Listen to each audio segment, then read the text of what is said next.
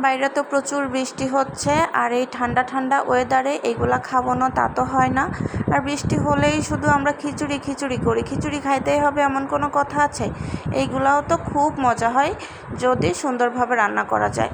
তো চলেন দেখে আসি আজকের আয়োজনে কি কি থাকছে। তো এখানে আমি আতপ চালের খুদ ব্যবহার করেছি আর মুগ ডালটাকে আমি ভালোভাবে একটু টেলে ভিজিয়ে রেখেছিলাম প্রায় 2 ঘন্টার মতো। আর খুদটাকেও একসাথে করে আমি সুন্দরভাবে ধুয়ে ঝরা দিয়ে রেখেছিলাম। এখানে প্রথমে দিয়ে দিলাম 2 টুকরা দারুচিনি, 3 টুকরা এলাচ এবং 2 টুকরা তেজপাতা।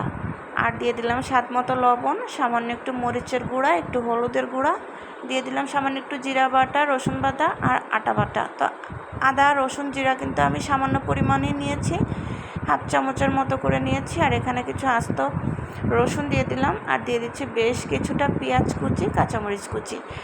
আর সব কিছুকে আমি দিয়ে এখন দিয়ে দিলাম তেল, সয়াবিন তেল দিয়ে দিচ্ছি। এখানে তেলের পরিমাণটা একটু বাড়িয়ে দিতে হবে, তাহলে এই খাবারটা কিন্তু খেতে অসম্ভব টেস্টি হয়। এখন আমি হাতের সাহায্যে সব কিছু ভালোভাবে একটু মেখে এখানে পানি দিয়ে দিব। আর রাইস কুকারে এটা রান্না করব আজকে।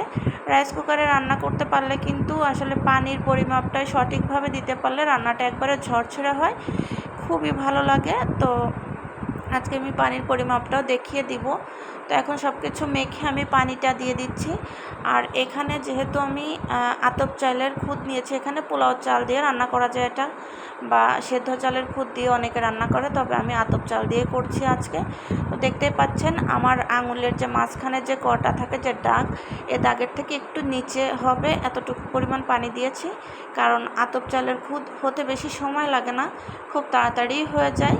তো এর জন্য পানিটা একটু কম দিয়েছি তুলনামূলক। তো দেখতে পাচ্ছেন আমি এখন রাইস কুকারটা অন করে দিয়েছি। তো মাশাআল্লাহ আমার রান্না কিন্তু হয়ে গেছে, একদম ঝরঝরা হয়েছে, দেখেন পারফেক্ট। তো খুব সুন্দরভাবে হয়ে গেছে। আর একটু দমে রেখে দিলে ঠান্ডা হলে কিন্তু আরও ঝরঝরা হবে। তো এটা তো শুধু খাওয়া যাবে না, দেখি এইটার সাথে কি খাওয়া যায়, চলেন দেখে আসি এটার সাথে খাওয়ার জন্য কি আয়োজন আছে আজকে। তো এখানে বেশ বড় সাইজের আমি 4 টুকরা রুই মাছ নিয়েছি।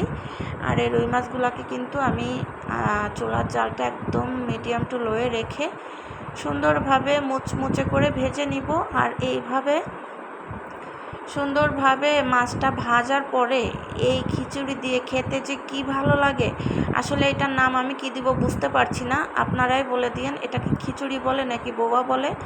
তো বোয়া রান্না করলে কিন্তু হলুদ ব্যবহার করে না, সাদা রান্না করে। তো আমি এটা হলুদ দিয়েছি, যার জন্য আমি বুঝতে পারছি না যে এটার নাম কি দিব। তো যাই হোক, এখানে আমার মাছটা কিন্তু ভাজা হয়ে যাচ্ছে অলরেডি, দেখতেই পাচ্ছেন খুব কড়াভাবে ভেজে নিয়েছি। আর আমাদের দিকে কিন্তু মাছটা শুধু এভাবে ভাজা আমরা খেতে পারি না, এটার সাথে একটু বেশি করে কাঁচামরিচ পেঁয়াজ সুন্দরভাবে ভেজে এটার উপরে দিয়ে দেওয়া হয়, তাহলে কিন্তু খেতে বেশ ভালো লাগে। তো আমি মরিচ পেঁয়াজগুলোকে ভালোভাবে একটু বেরেস্তার মতো করে ভেজে নিয়েছি, এগুলাকে এখন আমি দিয়ে দিব মাছের উপরে। তো এভাবে খেতে কিন্তু বেশ ভালো লাগে, আপনারা এভাবে ভেজে খেয়ে দেখতে পারেন, খুবই মজা হবে। তো আমি উপর থেকে এখন পেঁয়াজগুলো দিয়ে দিচ্ছি। তারপর আমি আগে থেকে 2টা ডিম সেদ্ধ করে রেখেছিলাম এবং কিছু আলু সেদ্ধ করে রেখেছিলাম, এখন আমি ওগুলোকে ভর্তা করব। তো কিছু শুকনো মরিচ ভেজে নিয়েছি আর পেঁয়াজগুলোকে সুন্দরভাবে বেরেস্তা করে নিয়েছি। এখানে কাঁচা পেঁয়াজ দিয়েও ভর্তাটা করা যাবে, তবে আমি রাত্রের জন্য রেখে দিব ভর্তাটা, এর জন্য আমি পেঁয়াজটাকে ভেজে রেখেছি, কারণ কাঁচা পেঁয়াজ দিয়ে করলে ভর্তাটা নষ্ট হয়ে যায়, বেশিক্ষণ থাকে না।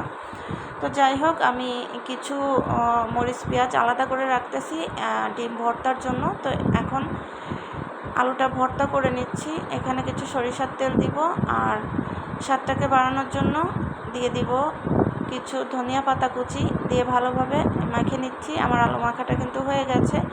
এখন আমি আলতো হাতে ডিমটাকেও ভর্তা করে নিব। তো এইভাবে যদি আপনারা মেহমান আসলে খাওয়ান, আসলে পোলাও বিরিয়ানি মাংস আমরা সবসময় খেয়ে থাকি, সবসময় কিন্তু পোলাও বিরিয়ানি ভালো লাগে না, এইসব খাবারের আয়োজনগুলোও কিন্তু বেশ মজা হয়। তো মেহমানকে যদি এইভাবে খাওয়ান, সবাই কিন্তু খুশি হয়ে যাবে, খুব সহজে আপনি সবার মন জয় করে নিতে পারবেন। তো এই তো আমার ডিম ভর্তাও হয়ে গেছে। আর আমার ভিডিওটি যদি ভালো লেগে থাকে অবশ্যই লাইক কমেন্ট শেয়ার করতে ভুলবেন না।